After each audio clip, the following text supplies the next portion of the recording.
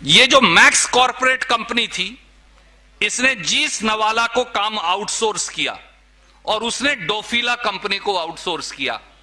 और रिपोर्ट में पता चला जांच में कि इनके पास आरटीपीसीआर का लाइसेंस ही नहीं था। और इतना ही नहीं, हरिद्वार में जो एक नेपाली फार्म एरिया है, वहां 3925 सैंपल इकट्ठे हुए, सब पर एक ही फोन नंबर मिला। आखिर में यह मैक्स कॉर्पोरेट सर्विस कंपनी ने यह भी कर दिया कि इन्हें ठेका मिला 12 मार्च 2021 को। भाजपा के लोगों के साथ मिली भगत से उसे भी 12 जनवरी 2000 कर दिया डेट को 2021। बाकी 10 कंपनियों की जांच ही नहीं हुई। और कल ही परसों ही उधम सिंह नगर से इसी प्रकार से नकली दवाइयों का एक बहुत बड़ा रैकेट पकड़ा गया। करोड़ों रुपए की दवाइयां पकड़ी गई। आप मुझे बताइए, उत्तराखंड की पवित्र धरती को नकली दवाइयों का अड्डा बना दिया है भारतीय जनता पार्टी ने। देश में जो हजारों करोड़ का नाजायज नकली दवाइयों का व्यापार है, एक अनुमान है कि 20% दवाइयां उत्तराखंड में बनाई जा रही हैं। इससे पहले रुद्रपुर में नकली एंटीबायोटिक्स की फैक्ट्री पकड़ी थी। दिसंबर 2018 में भी इसी प्रकार नकली दवाइयों का जाल खुला था। अप्रैल 2021 में कोटद्वार में फर्जी रेमडेसिविर इंजेक्शन मैंने बताया वो हुआ था। तो इसलिए सच्ची बात यह है कि ड्रग्स, नशा, smack, heroin, psychotropic drugs, synthetic drugs, शराब का माफिया, नाजायज शराब, नकली दवाई, यह है भारतीय जनता पार्टी की कारस्तानी। और इसके साक्ष्य सबूत हैं। हम इस बात के लिए संकल्पबद्ध हैं कि जब ब्रह्मचारी जी की सरपरस्ती में कांग्रेस पार्टी की सरकार उत्तराखंड के लोगों के आशीर्वाद से बनेगी, तो सबसे पहली लगाम और सबसे पहला दंड, ऐसा दंड जिससे दंड लेने वाले की रूह कांप जाए और देखने वाले की भी, इनके ऊपर हम लगाम लगाएंगे। क्योंकि उत्तराखंड की धर्म नगरी को, उत्तराखंड 4 धामों का प्रांत है, और हरिद्वार की धर्म नगरी को इन्होंने नशे के व्यापार में धकेल रखा। धामी सरकार और भारतीय जनता पार्टी जिम्मेवार है। कोई सवाल पूछना चाहे तो आप स्वागत है। 1 सेकंड के लिए मैं ब्रह्मचारी जी से अनुरोध करूंगा कि वो भी अपनी बात जोड़ देंगे। हमारे साथ मेरे दोस्त और साथी बन्ना गुप्ता मंत्री हैं पड़ोस के राज्य में, वो भी मौजूद हैं। हमारे राष्ट्रीय मीडिया कोऑर्डिनेटर मौजूद हैं, शिल्पी जी मौजूद हैं। पर मैं 1 सेकंड के लिए ब्रह्मचारी जी से अनुरोध करूंगा। ये भी चला जाए, एक ही बात। उनकी आवाज बहुत बुलंद है, वो दिल्ली तक सुनती है। आज हमारे मध्य में भारतीय राष्ट्रीय कांग्रेस के प्रवक्ता, यशस्वी प्रवक्ता, आप सब ने उनका उद्बोधन सुना, ओजस्वी उद्बोधन।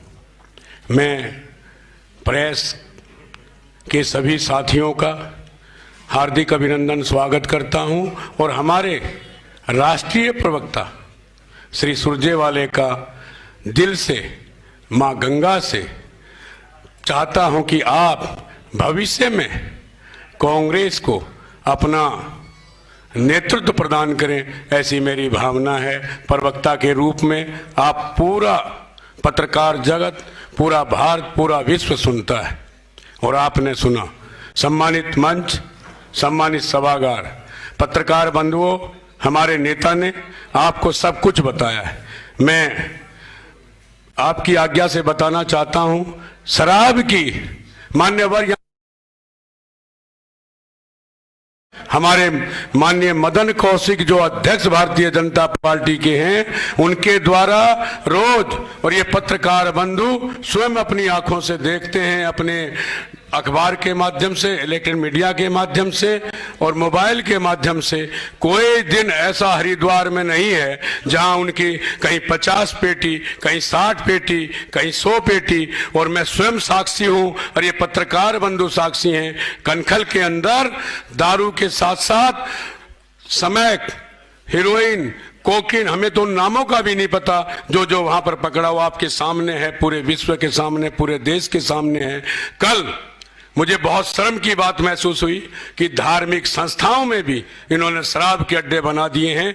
आपके सामने है साथियों, और हम तो दूध पिलाते हैं, उसको भी पुलिस बंद कर देती है। कल हमने 5-6 जगह शाम को दूध के पार्चे लगवाए थे, पुलिस ने हमारे आदमियों को जाकर के वहां बंद कराने का काम किया है। मैं आपके माध्यम से सरकार को और प्रशासन को कहना चाहता हूं, कम से कम दूध तो पीने में अनुमति दें, और शराब की खुली छूट चल रही है।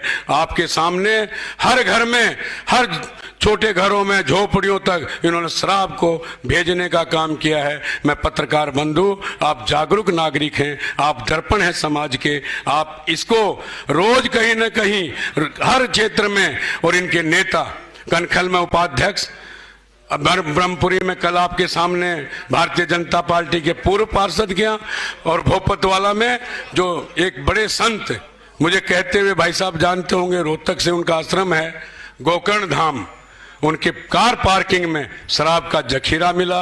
और हमें भी जब पता लगा कि आश्रमों में तक ये, मतलब इतनी धाक इस मंत्री की है कि आश्रम भी खाली नहीं है, उनमें भी शराब के अड्डे बना दिए। मैं आपके माध्यम से कहना चाहता हूं, हरिद्वार की जनता ने अगर हमें शुभ अवसर दिया तो हरिद्वार में नशा मुक्त हरिद्वार होगा, रोजगार युक्त हरिद्वार होगा। मैं विश्वास दिलाना चाहता हूं साथियों, नशा हरिद्वार में देखने को नहीं मिलेगा। कांग्रेस की सरकार बने और सतपाल ब्रह्मचारी को आपका आशीर्वाद, आपकी शुभकामनाएं मिलेंगी तो निश्चित रोजगार को, नौजवान को रोजगार और नशे से मुक्त करने का काम हम लोग करेंगे। और धार्मिक नगरी का जो स्वरूप था उसको कायम रखेंगे। इन्हीं शब्दों के साथ मैं आप सभी का हार्दिक अभिनंदन करता हूं। एक बात और कहना चाहता हूं आपके माध्यम से, कल व्यापारी मंडलों ने मुझे अपना समर्थन दिया, हरिद्वार में ऐतिहासिक समर्थन था। मान्यवर, मैं कहना चाहता हूं कि जब उत्तर प्रदेश में इलाहाबाद में स्नान हो सकता है, बनारस में स्नान हो सकता है, शुक्रताल में स्नान हो सकता है, तो ये हर की पौड़ी को क्यों रोकते हैं? आप उचित मंच, आपके माध्यम से ये संदेश जाना चाहिए कि कांग्रेस इसका विरोध करेगी। हमारा हर की पैड़ी पे स्नान होना चाहिए। जब देश के अन्य घाटों पे हो सकता है तो हर की पैड़ी पे क्यों नहीं? व्यापारी हित की हम बात करते हैं, और शिक्षा, स्वास्थ्य, रोजगार, ये मेरा मुद्दा है। इन्हीं शब्दों के साथ मैं अपना सबका हार्दिक अभिनंदन, स्वागत करता हूं माननीय मंत्री जी का, मेयर साहब का, हमारी प्रभारी जी का, और हमारे अनेक और हमारे प्रवक्ता सब लोग आए हैं, मीडिया कोऑर्डिनेटर। मैं पुनः आपका हार्दिक अभिनंदन करता हूं। धन्यवाद। जय हिंद, गंगा मैया की। बहुत शुक्रिया। आप कोई प्रश्न पूछना चाहें तो स्वागत। कहना है go one by one, and मैं सारे सवाल ले लूंगा। मैं आपको, मेरे नौजवान भाई, ये विश्वास देता हूँ। I will come like this. देवभूमि है, तो हरिद्वार में शराब के पूरे प्रदेश में रोक लगनी चाहिए। अगर कांग्रेस की सरकार आती है तो क्या इस पे कोई? आदरणीय मित्र, सबसे पहला प्रश्न तो ये है, मैं कुरुक्षेत्र की धरती से आता हूं। कुरुक्षेत्र और हरिद्वार का तो जुड़ाव भी विशेष है। भगवान श्री कृष्ण की अनुकंपा वाली वो धरती, जहां के